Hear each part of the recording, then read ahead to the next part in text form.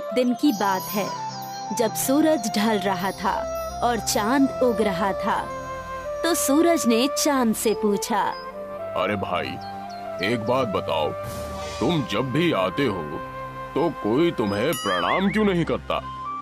ऐसा नहीं है भाई, हर कोई एक जैसा नहीं होता। कई लोग मुझे भी प्रणाम करते हैं।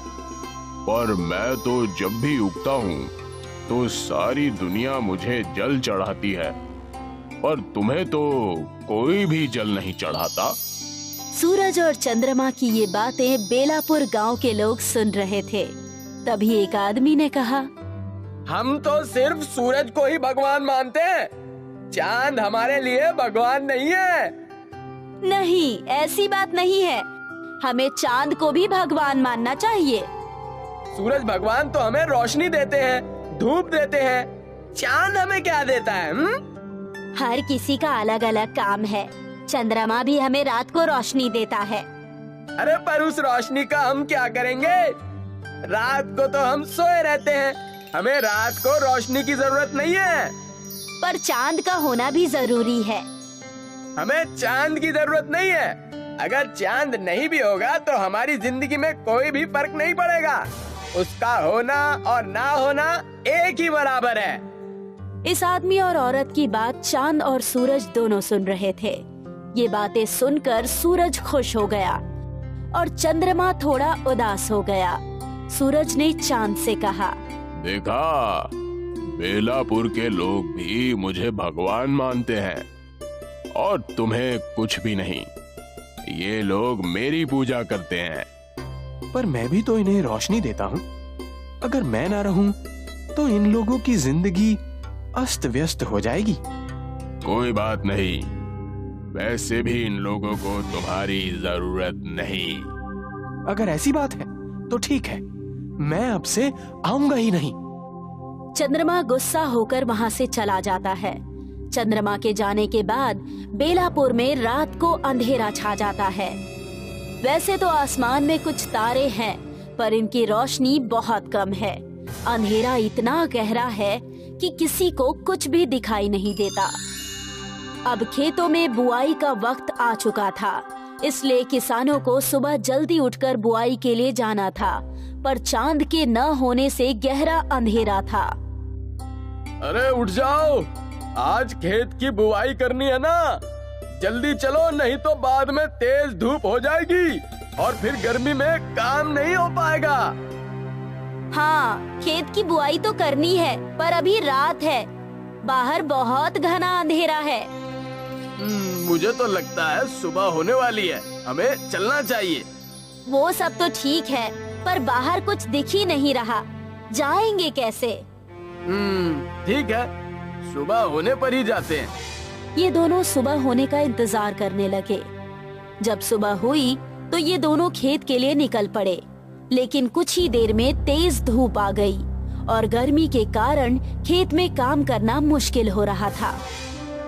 बहुत गर्मी हो रही है, चलो घर चलते हैं, कल सुबह जल्दी आ जाएंगे। हाँ, सही कह रही हो, इस भयानक गर्मी में तो मुझसे भी काम नहीं होता, कल आते हैं। वो आदमी और औरत दोनों घर चले गए। अगले दिन भी जब वो उठे तो रात को चंद्रमा के न होने की वजह से बहुत घना अंधेरा था, और आज भी वो दोनों जब उठे तो सूरज निकल चुका था। सूरज की गर्मी के कारण खेत में काम करना मुश्किल हो रहा था। इस समस्या से परेशान होकर आदमी ने सूरज से कहा, हे सूर्य देव, हमें चांद की जरूरत नहीं है। अगर आप रात को भी रहें तो हमें कभी भी चांद की जरूरत नहीं पड़ेगी और हम केवल आप ही की पूजा करेंगे। ठीक है, अब से मैं रात को भी रहूंगा। अब दिन खत्म होने के बाद सूरज रात को भी बेलापुर में ही रहने लगा, जिससे दिन ढल ही नहीं रहा था और रात हो ही नहीं रही थी। अरे जल्दी से खाना बनाओ, नींद आ रही है, सोना भी है। अभी तो दोपहर का वक्त है, क्या अभी से खाना बनाना शुरू कर दूं? अच्छा ठीक है, बाद में बनाना। वो आदमी और औरत बहुत देर तक रुकते हैं, पर शाम नहीं होती, क्योंकि अब सूरज ढल ही नहीं रहा था। भूख से आदमी का बुरा हाल हो गया। अरे लगता है आज शाम नहीं होगी, तुम खाना बना दो। ठीक है, बनाती हूँ। औरत ने खाना बनाया और दोनों ने खाना खा लिया। अच्छा सुनो, मैं सोने जा रहा हूँ। अभी तो रात ही नहीं हुई। हाँ, सूरज भी तेज चमक रहा है, पता नहीं रात कब होगी। मैं तब तक नहा लेता हूँ। वो आदमी नहाने चला गया। बाप रे, आज तो बहुत गर्मी है। पता नहीं इतनी गर्मी में कैसे रहेंगे। आदमी नहाकर लौट आया। अरे नहाने के बाद भी कितनी गर्मी लग रही है। अब सूरज नहीं ढलेगा, इसलिए ये सब हो रहा है। ये सब सूरज की वजह से ही हो रहा है। कोई बात नहीं, चलो सोते हैं। ये दोनों सोने के लिए चले जाते हैं, पर सूरज की गर्मी की वजह से दोनों परेशान हो जाते हैं। इन्हें बहुत पसीना आ रहा है। अरे पंखा तेज कर लो। औरत पंखे को तेज कर देती है, पर तेज हवा चलने के बाद भी इन्हें गर्मी से राहत नहीं मिलती। इतनी गर्मी में तो मर ही जाएंगे। काश सूरज ढल जाता तो गर्मी कम हो जाती और हम लोग चैन से सो पाते। अरे अब तो ये गर्मी बर्दाश्त के बाहर हो गई है। मुझे भी लगता है कि हमें चांद की जरूरत है। चलो जाकर सूर्य देव से बात करते हैं।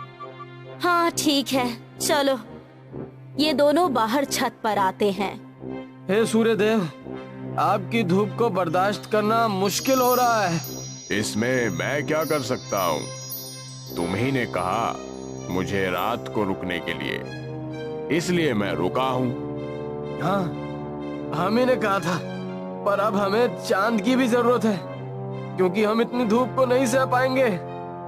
आज से आप सिर्फ दिन के समय ही रहिए, रात को चंद्रमा ही ठीक है। ठीक है, जैसी तुम्हारी मर्जी। अब से मैं रात को नहीं आऊंगा। अब औरत और आदमी चंद्रमा को पुकारने लगे। हे चंद्रदेव, मुझसे गलती हो गई, मुझे माफ कर दीजिए। हमें आपकी भी जरूरत है। हे चंद्रदेव, आप वापस आ जाइए। जिस तरह दिन में सूरज की जरूरत है, उसी तरह रात में चांद की भी जरूरत है।